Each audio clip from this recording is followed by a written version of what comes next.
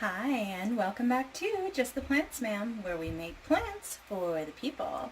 And today I'm just going to be doing another quick what I eat in a day as a rule for your raw vegan, because that is the most common question I get when I tell people that I'm a raw vegan.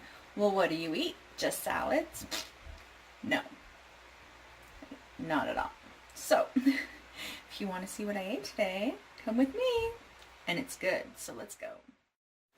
Starting the day off with this gorgeous bowl filled with amazing watermelon. I love to squeeze lime juice on top of my watermelon. At first I thought people who did this were crazy and weirdos, and I thought that they had a screw loose, but now I'm one of them and I love it. But I'm still anti putting salt on your fruit. I think that is disgusting. I will always be anti salt on fruit. That is just bleh. But yes, this is what I started my day with, and I have learned the hard way to eat melon alone. I thought I was Superwoman, but I'm not. We have got to prep our pizza for dinner, and this is the second time I've made it, and it is so good. Pretend you are Popeye and put so much spinach on there that you think, this is way too much spinach, and then add a little more spinach because you want a barrier for that sauce, okay? No soggy crust here. I have made this recipe one time before, and that time I chopped up all my vegetables really tiny, and that was a big mistake because I came back to my pizza a few hours later and they are all shriveled little bits of nothing. So this time, big chunks of vegetables and no olives in the dehydrator. We'll add them later. Okay, I wasn't going to record the sauce, but every time I don't record the sauce, it's when I make the best sauce ever. And so I'm just going to go over what I put in this bowl so you too can enjoy the magnificentness that is this sushi sauce. Okay, so equal parts Paul Bragg, and I just poured in some maple syrup, and I probably put in like an eighth of a teaspoon of ginger powder, okay, because this is just a little bit of sauce. It's just for sushi. We're not making like a big gigantic sauce for salad. This is just a tiny little sauce for our sushi rolls to dip in. And now I am adding in rice wine vinegar. You want rice wine vinegar, not apple cider vinegar, because apple cider vinegar does not taste as good as rice wine vinegar does.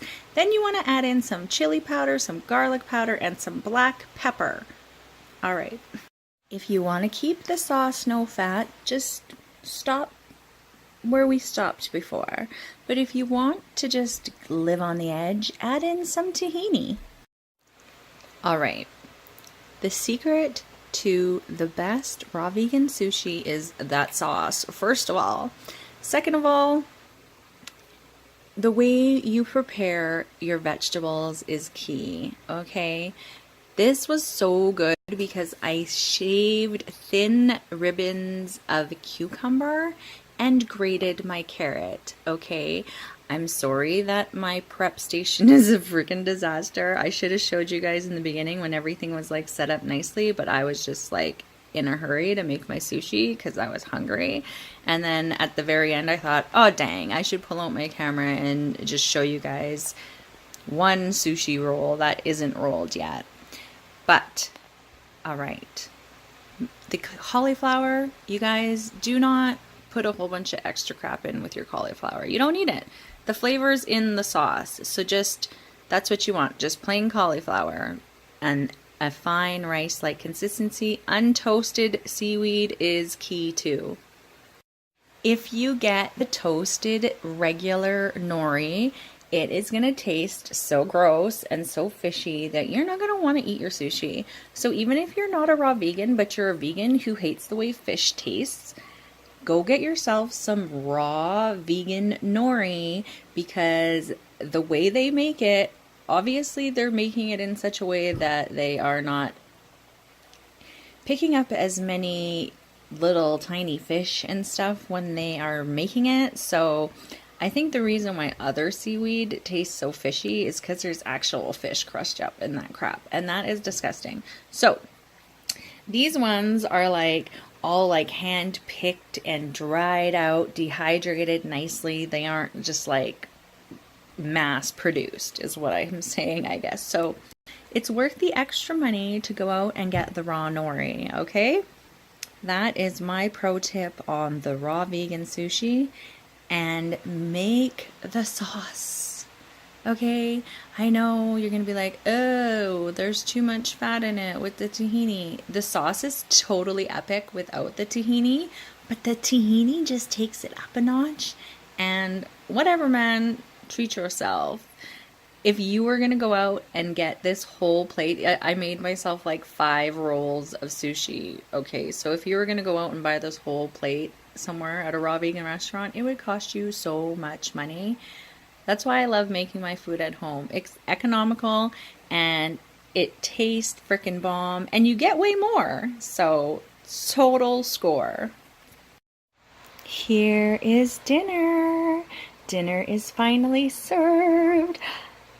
You know what? This raw pizza, it doesn't take as long as people think. It's literally a day-long project. I make the crust the day before at like noon. Noon the next day, I throw on my toppings. By 4 or 5 o'clock, I'm ready to eat. All right, it's not that big a deal, and it's so worth the reward.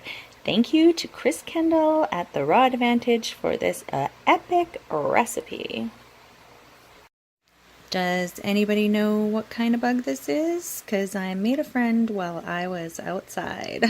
If you guys know what kind of bug it is, leave me a comment down below.